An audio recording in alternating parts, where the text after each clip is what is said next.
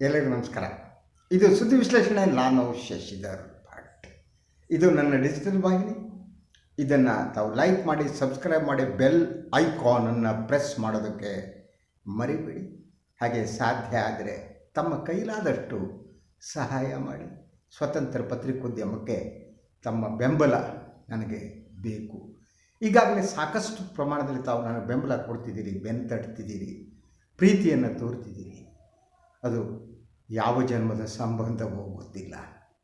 ಅದಕ್ಕಾಗಿ ತಮಗೆ ನಾನು ಹೃದಯಪೂರ್ವಕ ಕೃತಜ್ಞತೆಯನ್ನು ಸಲ್ಲಿಸ್ತೇನೆ. ಅಮೇರಿಕಾದ ಅಧ್ಯಕ್ಷ ಜೋ ಬೈಡನ್ ಇವತ್ತು ಇಸ್ರೇಲ್ಗೆ ಅವರು ಬಂದಿಳಿದರು. ಯುದ್ಧವನ್ನು ಘೋಷಿಸಿರುವ ಗಾಜಾದ ಮೇಲೆ ಯುದ್ಧವನ್ನು ಘೋಷಿಸಿರುವ ಇಸ್ರೇಲ್ನ ಪ್ರಧಾನಿ ನೇತನ್ಯಾಹು ಅವರನ್ನು ಅಪ್ಪಿಕೊಂಡರು. ಇಬ್ಬರು ವಿಮಾನ ನಿಲ್ದಾಣದಲ್ಲೇ ಪರಸ್ಪರ ಪ್ರೀತಿ ಗೌರವಾಧಾರವನ್ನು ತೋರಿಸಿದರು. ನೇತನ್ಯಾಹು ಹೇಳಿದರು, ಅಮೇರಿಕಾದಂತಹ ಸ್ನೇಹಿತ ನನಗೆ ಇರುವುದು ನಮ್ಮ ಪುಣ್ಯ ಅಂತ. ಆದರೆ ಇನ್ನೊಂದೆಡೆ ಅಲ್ಲಿ ಗಾಜಾದಲ್ಲಿ ಒಂದು ಆಸ್ಪತ್ರೆಯ ಮೇಲೆ ಬಾಂಬ್ ದಾಳಿ ನಡೆಸಿದ್ದರಿಂದ ಸುಮಾರು 40ಕ್ಕೂ ಹೆಚ್ಚು ಮಕ್ಕಳು ಅಸುನೀಗಿದರು. ಒಂದು ಮಗು ಮಾತನಾಡುತ್ತಾ ಇರುವುದು ನನ್ನ ಹೃದಯವನ್ನು ತಟ್ಟಿತು. ಆ ಮಗು ಹೇಳಿದ್ದೇನು, ಏನು ತಪ್ಪು ಮಾಡದ ನಮಗೆ ಯಾಕೆ ಈ ಶಿಕ್ಷೆ? ಇದು ಬಹಳ ಮುಖ್ಯವಾದ ಪ್ರಶ್ನೆ. ಈ ಪ್ರಶ್ನೆ ಜೋ ಬೈಡನ್ ಅವರಿಗೂ ಕಾಡಬೇಕಾಗಿತ್ತು. ಈ ಪ್ರಶ್ನೆ ನೇತನ್ಯಾಹು ಅವರಿಗೂ ಕಾಡಬೇಕಾಗಿತ್ತು. ನಾನು ಈ ಹಿಂದಿನ ನನ್ನ ವಿಶ್ಲೇಷಣೆಯಲ್ಲಿ ಬಹಳ ಸ್ಪಷ್ಟವಾಗಿ ನಾನು ಹೇಳಿದ್ದೆ, ಹಮಾಸ್ ಏನಿದೆ, ಹಮಾಸ್ನ ಉಗ್ರಗಾಮಿ ಚಟುವಟಿಕೆಗಳೇನಿವೆ ಅದನ್ನು ಹತ್ತಿಕ್ಕಬೇಕಾದ್ದು ಅಗತ್ಯ ಇದೆ. ಹಾಗೆಯೇ ಹಮಾಸ್ ಏನು ಅವರು ನಡೆಸಿರುವ ದಾಳಿಯನ್ನು ಖಂಡಿಸಬೇಕು. ನಾನು ಅದನ್ನು ಖಂಡಿಸಿದ್ದೀನಿ. ಆದರೆ ಈಗಿನ ಪರಿಸ್ಥಿತಿ ಏನಾಗಿದೆ, ಮೊದಲನೇದಾಗಿ ಏನು ಗಾಜಾ ಪಟ್ಟಿ ಇದೆ, ವೆಸ್ಟ್ ಬ್ಯಾಂಕ್ ಇದೆ, ಆ ಪ್ರದೇಶ ಪ್ಯಾಲೆಸ್ತೇನಿಯರಿಗೆ ಕೊಟ್ಟಿದ್ದು. ಹಾಗೆ ನೋಡಿದರೆ ಇಡೀ ಇಸ್ರೇಲ್ ಏನಿದೆ, ಇಸ್ರೇಲ್ ಇರುವುದೇ ಅದು ಅರಬ್ ಭೂಮಿ, ಅವರ ಮಾತೃಭೂಮಿ. ಇಂಗ್ಲೆಂಡ್ ಈ ಭೂಮಿಯನ್ನು ದಾನವಾಗಿ ಇಸ್ರೇಲ್ಗೆ ಕೊಡ್ತು. ಇಸ್ರೇಲ್ಗೆ ಒಂದು ದೇಶ ಬೇಕು ಅನ್ನೋದಕ್ಕಾಗಿ. ಇದು ಇತಿಹಾಸ. ಸೊ ಅದರಿಂದ ಮೂಲಭೂತವಾಗಿ ಅದು ಅರಬರಿಗೆ ಸೇರಿರುವಂಥ ಸ್ಥಳ ಅನ್ನೋದು ನಮ್ಗೆ ಗೊತ್ತಿರಬೇಕು. ಹಮಾಸ್ ನಡೀತಾ ಇರೋದು ಸ್ವಾತಂತ್ರ್ಯ ಹೋರಾಟ ಹೌದು ಅಲ್ವೋ ಅನ್ನೋದು ಬೇರೆ ಪ್ರಶ್ನೆ. ಆದರೆ ಅವರು ಹಿಡಿದಿರುವ ದಾರಿ ಸರಿ ಇಲ್ಲ. ಹಿಂಸೆ ಏನನ್ನು ಮಾಡಲಾರದು. ಏನು 2 ಸ್ಟೇಟ್ ಥಿಯರಿಯನ್ನು ಅಡಾಪ್ಟ್ ಮಾಡಲಾಯಿತು. 2 ದೇಶ. ಸೊ ಈ 2 ದೇಶದ ಕಲ್ಪನೆ ಏನಿದೆ ಅದನ್ನು ರಿಪ್ರೆಸೆಂಟ್ ಮಾಡುವ ಸಂದರ್ಭದಲ್ಲಿ ಇದ್ದದ್ದು ಪ್ಯಾಲೆಸ್ತೈನ್ ಲಿಬರೇಷನ್ ಆರ್ಗನೈಸೇಷನ್, PLO. ಅದ್ರ ಬಗ್ಗೆಯೂ ನಾನು ಮಾತನಾಡಿದ್ದೀನಿ. ಯಾಸರ್ ಅರಾಫತ್ ಅವರಿಗೆ ಜಾತ್ಯತೀತ ದೇಶವನ್ನು ಕಟ್ಟುವ ಮನಸ್ಸಿತ್ತು. ಹಮಾಸ್ ಅಂದರೆ PLO ಅಲ್ಲ. ಹಾಗೆಯೇ ಹಮಾಸ್ನ ಈ ಚಟುವಟಿಕೆ ಏನಿದೆ, ಈ ಚಟುವಟಿಕೆಗೆ ಪ್ಯಾಲೆಸ್ತೈನರ ಬೆಂಬಲ ಪೂರ್ಣ ಪ್ರಮಾಣದಲ್ಲಿ ಇಲ್ಲ. ಇತ್ತೀಚೆಗೆ ನಡೆಸಿರುವ ಸಮೀಕ್ಷೆಯಲ್ಲಿ ಸುಮಾರು 70% ಪ್ಯಾಲೆಸ್ತೈನಿಯರು ಹಮಾಸನ್ನು ವಿರೋಧಿಸ್ತಾರೆ. ಆದರೆ ಈಗ ಯಾರು ಹಮಾಸನ್ನು ವಿರೋಧಿಸ್ತಿದ್ದಾರೋ ಅಂತಹ ಪ್ಯಾಲೆಸ್ತೈನಿಯರಿಗೆ ನೀವು ಶಿಕ್ಷೆ ನೀಡ್ತಾ ಇದ್ದೀರಿ. ಹೆಣಗಳು ಉರುಳ್ತಾ ಇವೆ, ಮಕ್ಕಳ ಆಕ್ರಂದನ ಕೇಳ್ತಿದೆ, ಸ್ಮಶಾನ ಮೌನ ಇದೆ. ಸಾಮಾನ್ಯ ಜನ ಯಾವ ದೃಷ್ಟಿಯಿಂದಲೂ ಅವರಿಗೆ ಹಮಾಸ್ ಸಂಬಂಧನೇ ಇಲ್ಲ.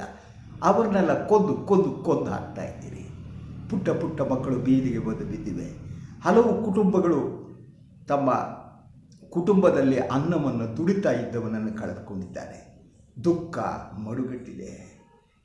ಇಂಥ ಒಂದು ಪರಿಸ್ಥಿತಿ ನಿರ್ಮಾಣ ಆಗಿರುವಂಥ ಸಂದರ್ಭದಲ್ಲಿ ಜೋ ಬೈಡನ್ಗೆ ಒಂದು ಕಣ್ಣೀರು ಬೇಕಾಗಿತ್ತಲ್ವ?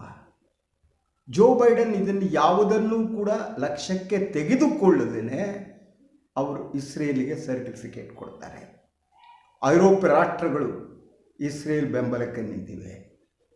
ಭಾರತದ ಪ್ರಧಾನಿ ಮೋದಿಯವರು ಕೂಡ ಬೆಂಬಲ ವ್ಯಕ್ತಪಡಿಸಿದ್ದಾರೆ. ಆದರೆ ಅವರು ಬೆಂಬಲ ವ್ಯಕ್ತಪಡಿಸಿದ ಕೆಲವೇ ಕ್ಷಣಗಳಲ್ಲಿ ಭಾರತದ ವಿದೇಶಾಂಗ ಸಚಿವಾಲಯ ಒಂದು ಸ್ಪಷ್ಟನೆ ನೀಡಿತು. ಅಂದರೆ ಮಾತುಕತೆಯ ಮೂಲಕ ಇದು ಬಗೆಹರಿಬೇಕು ಮತ್ತು ಪ್ಯಾಲೆಸ್ತೈನ್ ಹಕ್ಕುಗಳ ಪರವಾಗಿ ಅದು ಭಾರತದ ವಿದೇಶಾಂಗ ಇಲಾಖೆ ನೀಡಿರುವ ಸ್ಪಷ್ಟನೆ. ಇದಕ್ಕಿರುವ ದಾರಿ ಒಂದೇ, ಮಾತುಕತೆಯ ಮೂಲಕ ಎರಡು ದೇಶಗಳ ಏನಿದೆ ಥಿಯರಿ ಏನಿದೆ ಅದನ್ನ ಎಡಾಪ್ಟ್ ಮಾಡ್ಕೋಬೇಕು. ಒಂದು ಕಡೆ ಪ್ಯಾಲೆಸ್ತೀನಿಯರು ಬದುಕಬೇಕು, ಇನ್ನೊಂದು ಕಡೆ ಇಸ್ರೇಲಿಯರು ಬದುಕಬೇಕು. ಅದೊಂದೇ ದಾರಿ. ಈ ದಾರಿ ಹಿಂಸಾಚಾರದ ಮೂಲಕ ಆಗಲ್ಲ. ಹಮಾಸನ್ನು ನಾನು ಮುಗಿಸ್ಬಿಡ್ತೀನಿ ಅಂತ ನೇತನ್ಯಾಹು ಹೊರಟಿದ್ದಾರೆ.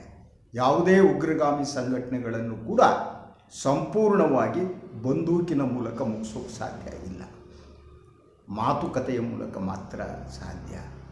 ಆದರೆ ಇಸ್ರೇಲ್ ಕಳೆದ ಸುಮಾರು 1976ರಿಂದಲೇ ಸತತವಾಗಿ ಪ್ಯಾಲೆಸ್ತೇನಿಯರ ಮೇಲೆ ದುರಾಕ್ರಮಣವನ್ನು ನಡೆಸಿದೆ, ಅವರ ಹಕ್ಕುಗಳನ್ನು ಕಸಿದೆ. ರೀಸೆಟಲ್ಮೆಂಟ್ ಹೆಸರಿನಲ್ಲಿ ಯಹೂದಿಗಳನ್ನು ತಂದು ಅವರನ್ನು ಸೆಟಲ್ಮೆಂಟ್ಗಳನ್ನ ಮಾಡಲಾಗಿದೆ. ಇಡೀ ಭೂಮಿಯನ್ನು ಕಬಳಿಸುವ ಯತ್ನ. ಹಮಾಸನ್ನು ಮುಗಿಸ್ತೀನಿ ಅಂತ ಅಂದರೂ ಕೂಡ ಅವರ ಮೂಲ ಉದ್ದೇಶ ಪ್ಯಾಲೆಸ್ತೇನಿಯರ ನ್ಯಾಯಬದ್ಧ ಹಕ್ಕುಗಳಿಗೆ ವಿರುದ್ಧವಾಗಿ ಕಾರ್ಯಾಚರಣೆ ನಡೆಸುವಂಥದ್ದು. ಆ ಮಗುವಿನ ಮಾತು ನನಗಿನ್ನೂ ಕೂಡ ಕಾಡ್ತಾ ಇದೆ. ಅಂಥ 4-6 ವರ್ಷದ ಮಕ್ಕಳಿಗೆ ಯಾವ ಧರ್ಮ, ಅವರಿಗೇನು ಸಂಬಂಧ ಇದೆ? ಬಂದುಬಿಟ್ಟು ಆಸ್ಪತ್ರೆಯ ಮೇಲೆ ದಾಳಿ ನಡೆಸಿ ಅಲ್ಲಿಯ ಮಕ್ಕಳನ್ನು ಮುಗಿಸುವುದಿದೆಯಲ್ಲ, ಅದನ್ನು ಯಾರೂ ಕ್ಷಮಿಸಲಾರರು, ಯಾರೇ ಮಾಡಲಿ. ಆದರೆ ಅಂಥ ಒಂದು ಸ್ಥಿತಿ ನಿರ್ಮಾಣ ಆಗಿದೆ ಈ ಪ್ರದೇಶದಲ್ಲಿ. ಹಾಗೆ ನೋಡಿದರೆ ಅಮೇರಿಕಕ್ಕೆ ಇದು ಹೊಸದಲ್ಲ. ಅಮೇರಿಕ ಕೊಲ್ಲಿ ರಾಷ್ಟ್ರಗಳಲ್ಲಿ ಮಧ್ಯಪ್ರಾಚ್ಯದಲ್ಲಿ ಯುದ್ಧದ ಮೂಲಕನೇ ತನ್ನ ರಾಜಕಾರಣವನ್ನು ಮಾಡ್ತಾ ಬಂದಿದೆ. ಇರಾಕ್ನಲ್ಲಿ ನಡೆಸಿದ್ದು ನಮಗೆ ಗೊತ್ತು. ಸದ್ದಾಮ್ ಹುಸೇನ್ನದ ಬಳಿ ಇನ್ಯಾವುದೋ